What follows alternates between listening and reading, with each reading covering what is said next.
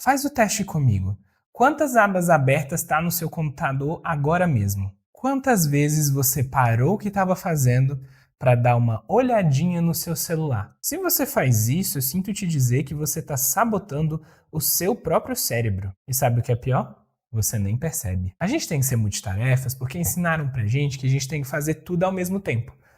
Que você fazer várias coisas, ser um polvo ali, enquanto você mexe no celular, resolve um e-mail, isso é o auge da produtividade, é o creme de la creme. Nós temos que ser exatamente assim. Mas o seu cérebro odeia pular de uma tarefa para outra. E ficar pulando de uma tarefa para outra o dia inteiro é o que a gente encontrou um nome bonitinho e chamou de multitarefa. Mas na verdade, isso é a receita perfeita para exaustão e fazer tudo pela metade. Nesse vídeo eu vou te explicar o que acontece na sua cabeça quando você tenta fazer tudo de uma vez.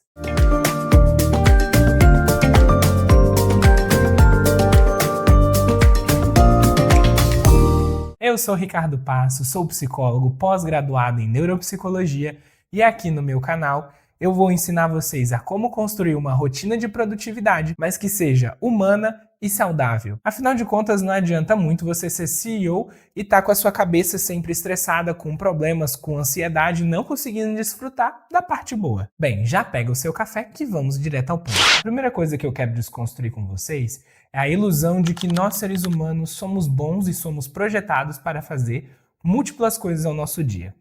O que acontece? Quando você está fazendo uma coisa A, você tem uma regra para que essa coisa A seja feita. Por exemplo, você está redigindo um e-mail. O seu cérebro puxa a gaveta lá e abre como que faz para fazer e-mails corporativos.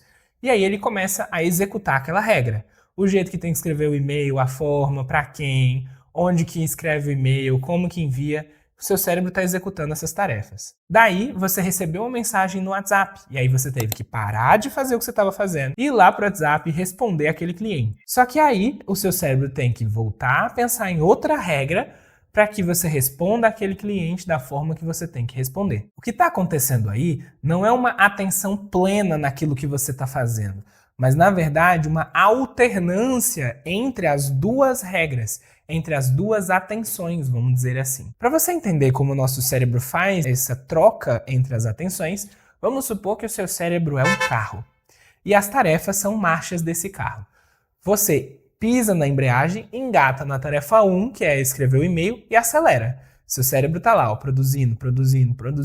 Só que aí você parou de fazer essa tarefa e vai fazer a tarefa 2. Você tem que tirar o pé do acelerador, pisar o pé da embreagem, desengatar a tarefa 1, engatar a tarefa 2, tirar o pé da embreagem e acelerar de novo. Viu todo esse processo longo que o seu cérebro precisa fazer? E esse processo gasta muita energia.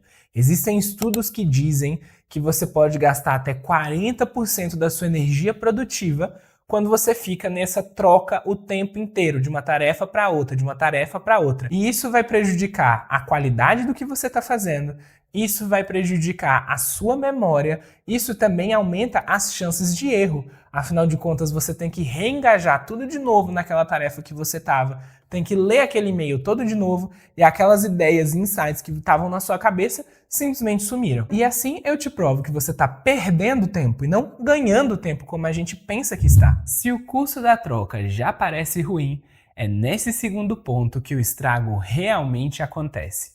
E aqui nós vamos falar sobre o brilhante trabalho da pesquisadora Sophie Leroy, aonde, no seu estudo em 2009, ela percebeu um fenômeno que ela batizou de resíduo de atenção. Ricardo, o que é isso?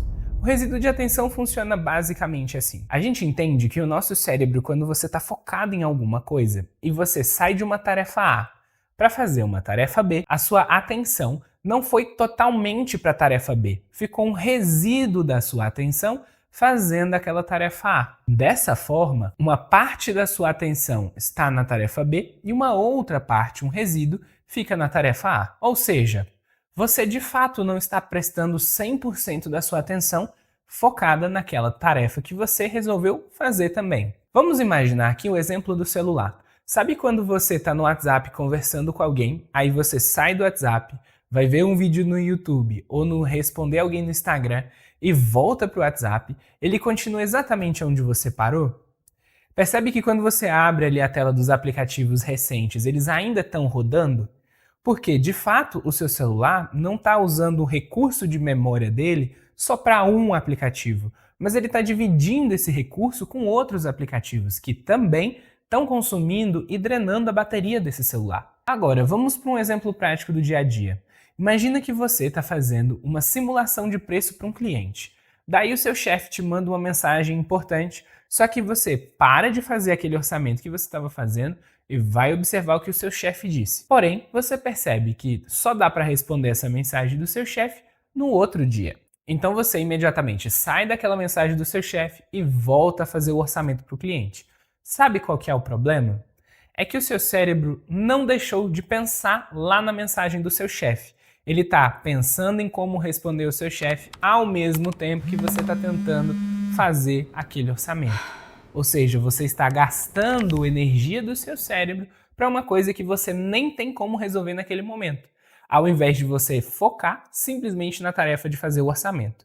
E fazendo duas coisas ao mesmo tempo, as chances de você errar o orçamento e a mensagem do seu chefe são bem grandes. E assim como no celular, isso vai drenar muita energia do seu cérebro. Então você tem um gasto maior energético desnecessário e você tem também uma maior chance de erro de fazer nas duas tarefas. E daí você não está sendo mais eficiente porque você está fazendo mais coisas com o menor tempo possível. Você está drenando a bateria do seu cérebro e você também está prejudicando a sua memória, porque para que a sua memória seja consolidada, ou seja, ela seja guardada, é necessário ter atenção, que você está dividindo entre duas coisas. E pode ser até que na hora que você for guardar aquela memória, o seu cérebro misturar as duas coisas, misturar uma coisa que estava lá no orçamento com a mensagem do seu chefe, ficar uma memória completamente bagunçada. Eu sei que nesse exemplo eu usei uma mensagem que você nem tinha como resolver, mas mesmo que você tivesse como resolver as duas coisas, você não é dois. Ah, mas assim eu tenho uma maior produtividade. Mas você aumenta as chances de erro e aumenta a energia que você está gastando para resolver aquilo. O que faz com que pode ser que na metade do tempo que você conseguiria produzir, você já não produza mais. E ainda com chance maior de erro, entendeu? E eu sei que você às vezes não tem como não fazer mais de uma coisa ao mesmo tempo, ou que de fato você não tem essa opção de fazer só uma coisa. Então eu vou te trazer um antídoto.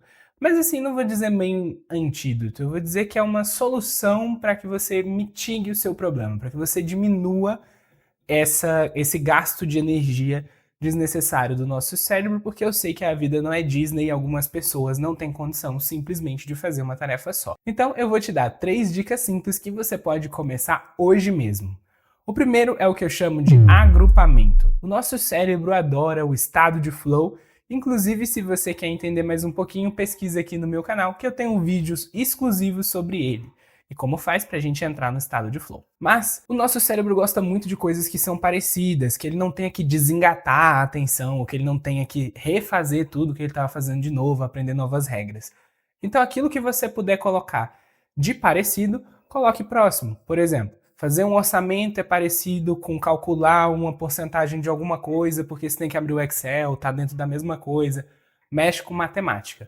Então o objetivo é você agrupar aquilo que é parecido para que você não tenha que fazer coisas muito distantes e assim acabar gastando mais energia ainda para ir e voltar para aquela tarefa que você estava realizando. Algumas tarefas não tem como agrupar, tipo responder mensagem do WhatsApp. Então você vai se organizar, vai separar 3 blocos de 15 minutos durante o seu dia para você responder todas as mensagens que você tem que responder. Em vez de ficar parando e respondendo, você vai ter pedaços do seu dia que vão ser exclusivos para responder mensagens e para responder o cliente. Claro, na medida do possível, né? A gente sabe que existem emergências, coisas que a gente precisa responder na hora, mas aquilo que der para você agrupar e fazer um pouquinho depois, faça dentro desse bloco dos 15 minutos. Tá, eu sei que tem tarefas que é impossível a gente deixar para depois. Assim como eu te falei de alguma mensagem de emergência, ou seu chefe te mandou fazer alguma coisa que precisa ser feita agora, ou teve algum problema que você teve que parar de fazer sua tarefa. Então você vai fazer o que eu chamo de fechamento.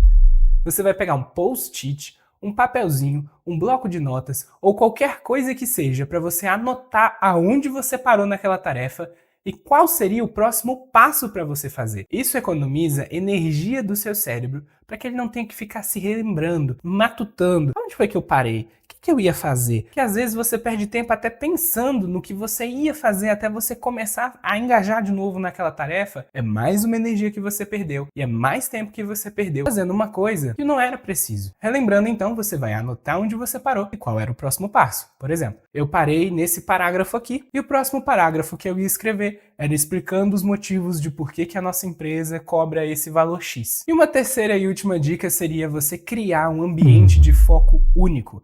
Se você trabalha de home office, essa dica aqui é uma das mais importantes. Você criar um ambiente onde o seu cérebro entenda que aquele lugar é onde você trabalha, que aquele lugar você não vai fazer mais nada além de executar aquela tarefa, afastando tudo que pode te atrapalhar, como uma televisão ligada, como alguém te chamando, como seus amigos, como um celular com notificações. Então mantenha perto de você, se você tem só o celular da empresa, o computador e mais nada que te tire a sua atenção, para que você não fique flutuando entre as tarefas, porque é muito mais divertido responder alguém no Instagram do que ter que redigir um e-mail corporativo. Convenhamos, né? Ainda mais porque você vai economizar energia nessa disputa que você tem que fazer do seu cérebro do tipo, vamos parar de mexer no celular e vamos trabalhar? E isso gasta energia também. Esse papo que eu tive com vocês parece muito complexo, mas na verdade são dicas simples para que o seu cérebro consiga evoluir de uma maneira melhor. Então eu não estou fazendo nenhuma promessa que há 10 anos você vai ser milionário. Mas o meu objetivo é te ensinar a como você pode trazer o seu cérebro para o seu time e não ficar lutando contra ele. Nós não somos máquinas, não fomos feitos para fazer mais de uma coisa ao mesmo tempo. E quando fazemos isso, a chance de nós errarmos é muito maior.